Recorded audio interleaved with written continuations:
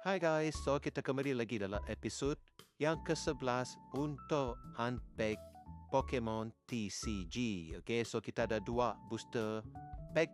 Hari ini saya nak buka yang warna hitam ni lah, yang gelap sikit. Okay, so yang ini booster pack saya beli RM25 satu.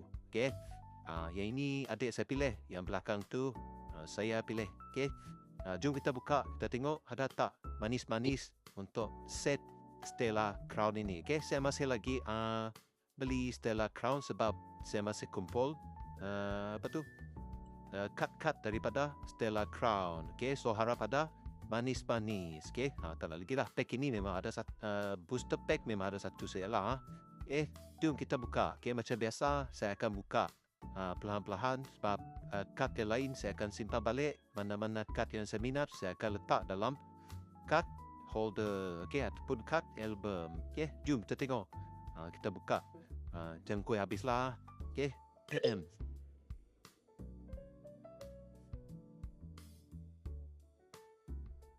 Okay. Apa yang kita dapat kali ini?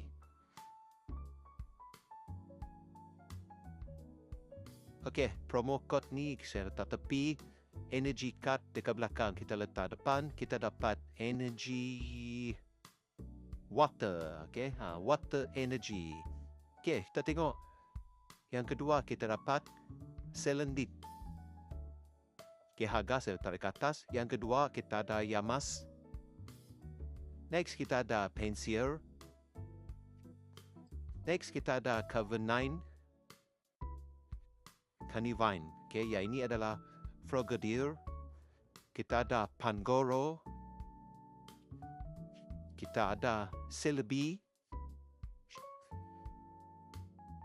Dekat belakang kita ada Reverse Holo Buffalon.